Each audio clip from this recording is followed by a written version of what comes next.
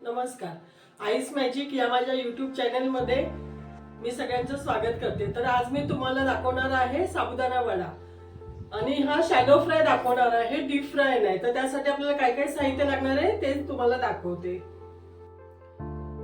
तर साबुदाणा वडा बनवण्यासाठी मी हा साबुदाणा घेतलाय, भिजवून घेतलाय। तो मी रात्री भिजत ठेवला होता। बारीक साबुदाणा आहे, मिनी साबुदाणा। तो असा भिजवून घेतलाय बघा मस्त।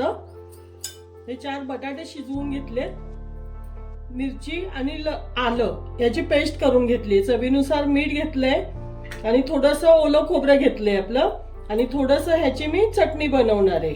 आणि हे शेंगदाणे भाजून असे जरा जाडसर कुटून घेतलेत, आपल्याला वड्यांमध्ये लागणारे, आणि तूप लागणारे आपल्याला, तर तूप घेतलंय मी। तर आता मी पहिलं ह्याचा बटाटा किसून घेते आणि वड्याचं तयार करून ठेवते पीठ, मग आपण चटणी बनवून घेऊया। तर मी आता बटाटा किसून घेते याच्यामध्ये। हे सगळे बटाटे मी असे किसून घेणार आहे याच्यामध्ये।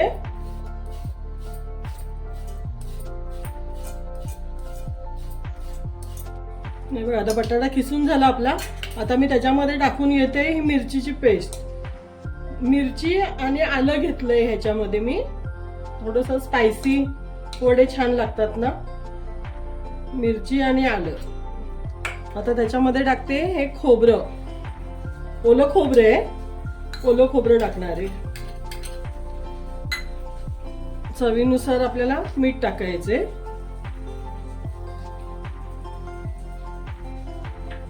आणि हे जाड शेंगदाणे करून घेतलेत ना आपण, ते टाकून घेते। हे लागतील तसे टाकायचे आपण, आणि हे छान मिक्स करून घेते। आता साबुदाण्यांमध्ये सगळं मस्त मिक्स करून घ्यायचं। तर बघ, आपलं वड्याचं पीठ मस्त आता भिजवून तयार झाले। मी आता छोटे छोटे असे वडे करून घेते त्याचे, आणि ते आपल्याला शॅलो फ्राय करून घ्यायचे।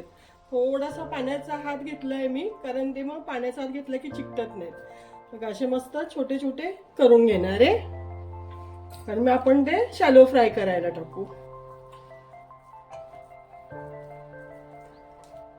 हे वडे खूप छान लागतात खायला, माझ्या मुलांना तर खूप आवडतात।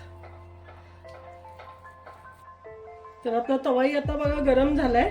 मी आता त्याच्यामध्ये तूप टाकून घेते 2 चमचे, जास्त नाही टाकायचंय, 2च चमचे टाकायचे आपल्याला।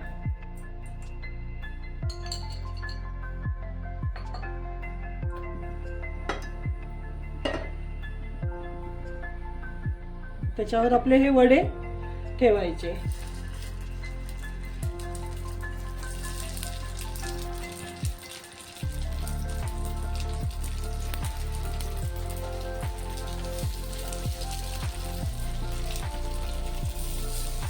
आणि हे आता जरा बारीक, थोडासा कमी गॅस करून ना झाकून ठेवणार आहे एक 5 मिनिटं। 5 मिनिटांनी आपण पलटी मारू।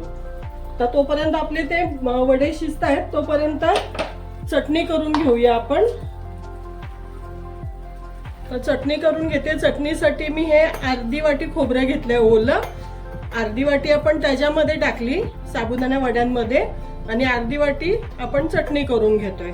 तर ही चटणी उपवासासाठी आहे ना, महाशिवरात्रीसाठी, त्याच्यामुळे ह्याच्यामध्ये जास्त काही टाकणार नाहीये मी।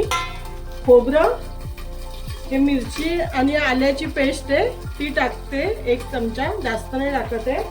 आणि हे थोडंसं शेंगदाणे आपण भाजून घेतलेले आहेत ना, ते थोडेसे टाकणार आहे मी त्याच्यामध्ये, आणि थोडंसं पाणी टाकून आपण मिक्सरला फिरवून घेणार आहे ते। आता मी हे मिक्सरला फिरवून घेते।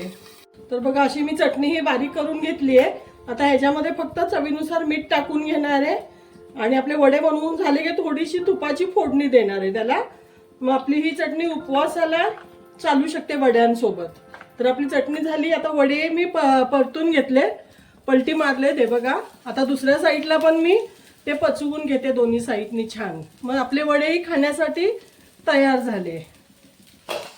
नाही बघा, मस्त भाजले गेलेत ना, खरपूस एकदम। हे बघा, दुसऱ्या साईडनेही आता भाजून घेते, अजून तिकडून झाले नाहीये, तर तेही मी थोडे भाजून घेते आता।